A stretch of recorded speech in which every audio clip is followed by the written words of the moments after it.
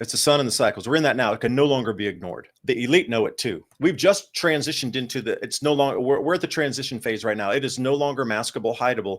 And in the elite circles that understand these sun cycles have done, and they're at that point of punch through holes now of doing damage and wiping out electrical grids. Something is about to change with what their planning is, because we just had an unexplained, well, it's very explainable, but we just had an event that is now going to start to cripple power grids again and again and again, anywhere on the planet at any unknown time at anywhere. When we have incredibly low solar activity. We just came off solar maximum. So as we progress into solar minimum 2028, this is going to happen on a daily or a weekly. What you experience in Spain will be a daily or weekly event coming up in 2028, as we're at the very bottom of this solar minimum, descending into a grand solar minimum on a 400-year cycle, and the possibility of stepping off into a greater cooling on a 2000-year. I'll even walk you through it. If you're going to get a 400-year low solar activity, or you're going to get a once in 2000-year low in solar activity, and our magnetic field's in a polar wander phase trying to do the geomagnetic shift at the same time,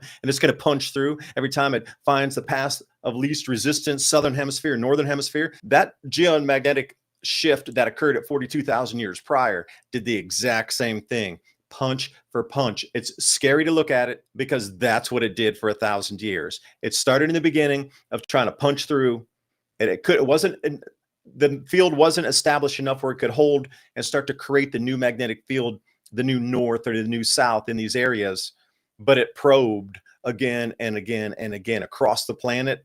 And at the height of this, the aurora were visible along the equator. We're in the very beginning of the tearing and the ripping of the magnetic field at low solar winds and solar coronal hole streams. This is when it gets really low and there's almost no activity, where these punch through events are going to become common. Now, how do you pacify a planet?